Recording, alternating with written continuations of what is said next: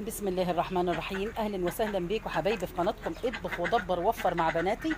النهارده ان شاء رب العالمين يا جماعه، طبعا الجو حر فوق ما تتخيلوا، بجد يعني شديد الحراره قوي قوي.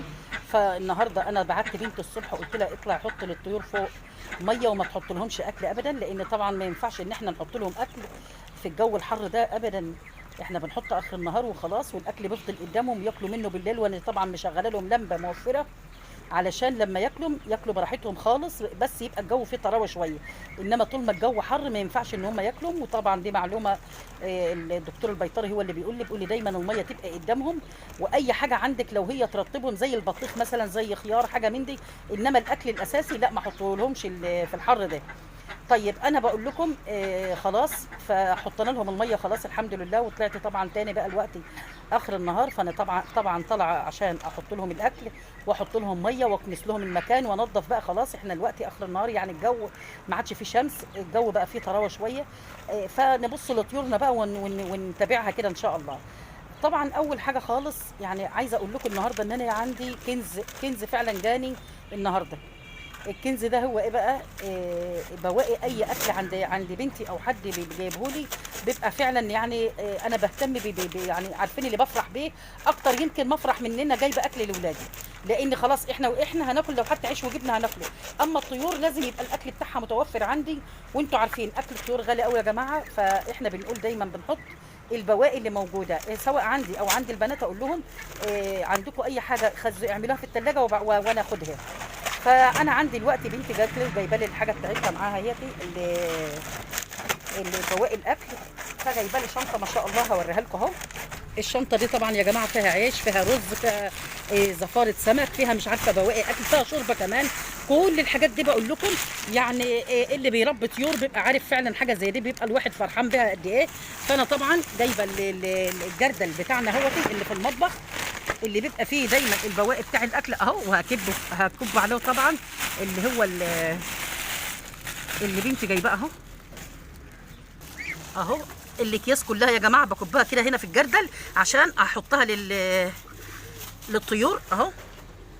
بس بدل ما اقعد افك كيس بكيس كده، وعلى ما احط الاقيهم اكلوا اللي انا حطيته، عايزه احط لهم كله مره واحده علشان ما يبقاش في حاجه اكلت وحاجه لا اهو.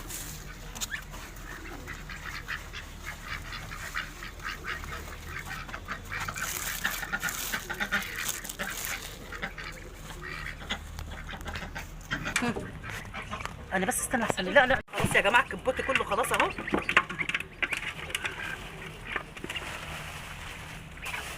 هجيب ميه بقى عليه واسيبه كده، واطمن بقى على ان الطيور هتاكل بقى براحتها ان شاء الله. كده حطيت لهم الاكل يا جماعه خلاص، والميه كمان، وما شاء الله سايبهم كده بياكلوا براحتهم بقى ومطمنه. طبعا شايفين الاكل يعني البواقي بتاع المطبخ طبعا اهم يا جماعه والله من الاكل اللي بنشتريه من بره، لان يعني كل الاكل اللي احنا اكلين منه فيه بواقي طبعا، يعني لغايه البصل اهو، البصل، توم، كل الحاجات ديتي، فبياكلوها بطاطس، كل ده ما شاء الله بياكلوه حلو اهو. فانا هسيبهم كده بقى واقول لكم، لان احنا بنعمل جوله النهارده على السطح، هوريكم كل اللي على السطح عندي النهارده.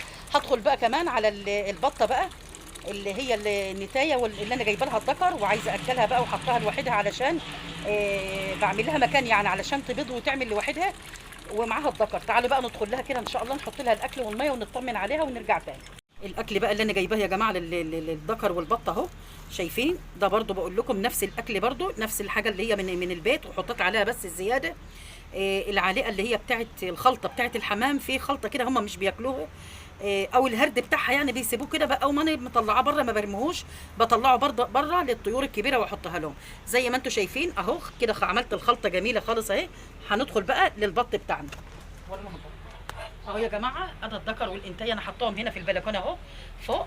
عارفين بقى المكان اللي هم كانت البطه بتبيض فيه اهو، شايفين يعني هنا الاكل ده الاكل اهو، والميه اهي، وهنا بقى كمان العشه اللي هي بتبيض فيها او اللي كانت بايضه فيها قبل كده، يعني ما ودتهاش بعيد ولا حاجه ولا في مكان غريب، في نفس المكان اللي هي كانت بايضه فيه قبل كده. وطبعا البيض بصراحه انا كنت هرميه يا جماعه، وربنا يبارك لها يا رب، الحاجه ماجده كمال حبيبه قلبي متابعتي طبعا، ده اختي الكبيره كمان هي متابعاني. فالمهم اللي لقيتها بتبعتلي في البتاع، والله ما كان على بالي خالص وناسيه خالص، لقيتها بتقول لي ما ترميش البيض واعمليه اسلقيه وحطي لي الكتاكيت الصغيره، هيبقى حلو لهم فعلا، ربنا يبارك لها يا رب. لان انا قلت لكم ولادي ما بياكلوش بيض البط وانا هرميه. فانا استفدت بيه فعلا، ان انا زي عملته، خدته الوقت وبسلقه وبحطه للكتاكيت الصغيره.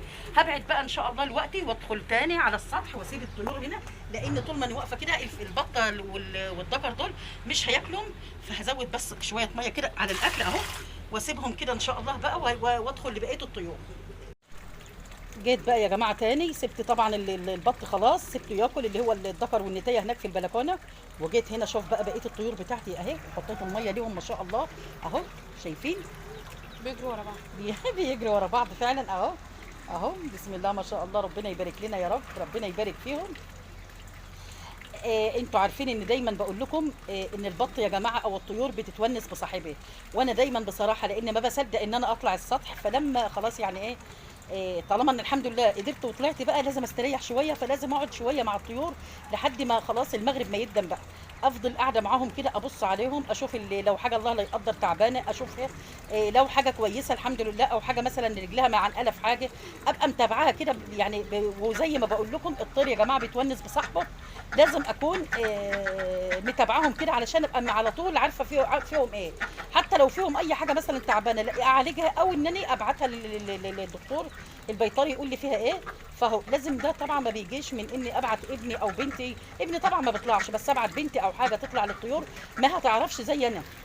فلازم كلنا نتابع حاجتنا كده علشان ما ربنا ما يخسرنا فيها، لان الحاجه بجد يعني بفلوس كتير، وربنا اللي يسترها من عنده يا رب.